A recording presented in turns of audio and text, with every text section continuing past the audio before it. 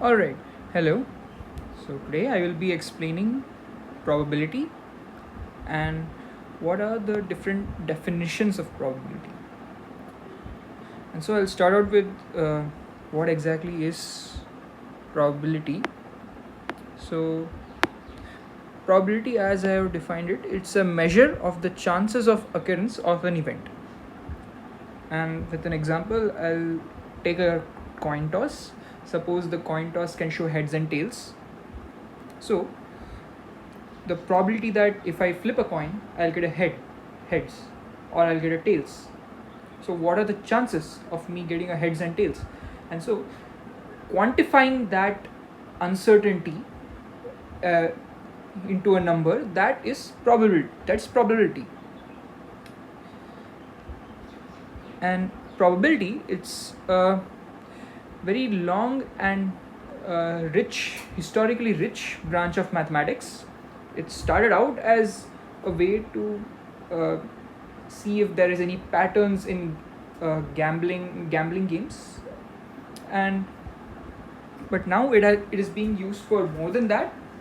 A lot of simulations require probabilistic analysis, and so as a basic introduction to that, we'll be looking into how people have tried to approach this subject of probability and how is it mathematical in nature. And so we'll start out with the most well-known definition of probability, that is the classical definition. So before getting into this, I would like to give off some definitions, some terms. One is sample space. So sample space is basically the set of all possible outcomes, and it is generally denoted by S. So in the coin toss example, the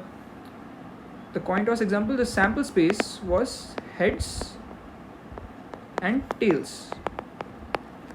So heads and tails, that was the sample space, because if you flip a coin, the only outcomes that are possible are either heads or tails, and I'm not considering landing to the side as an outcome. Okay, so not something complicated as that. And event is any subset of S.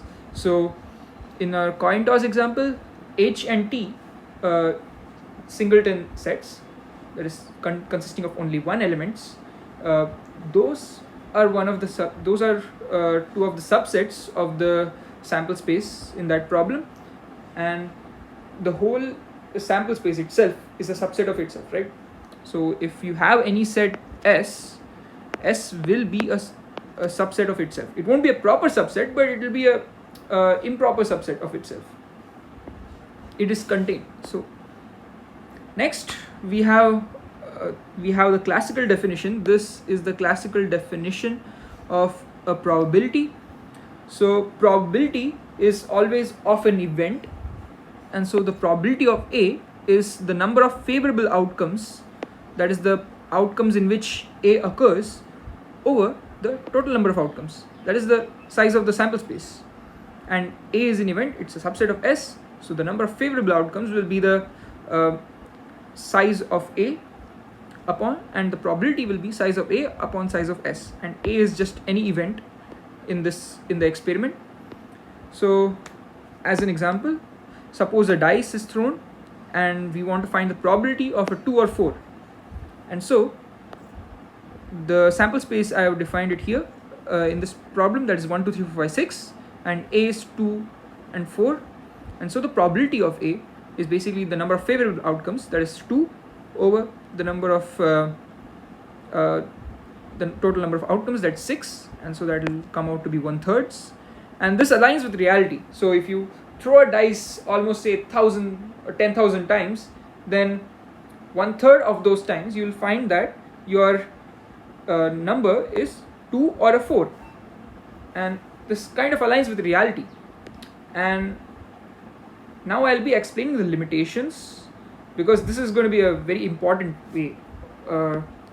This is going to be actually a very important thing to look at as to why this stuff is not exactly used to in real life applications.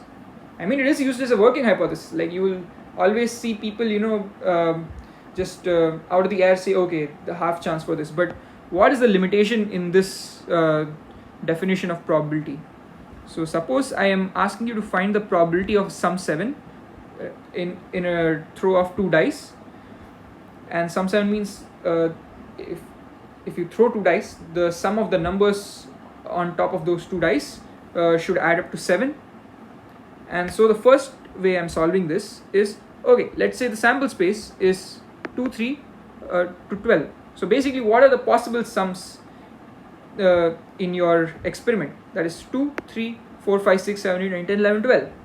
And so there are 11 possible sums that can occur, and among that we want 7 to occur, right? So we want 7 to occur, and that has a size of 1.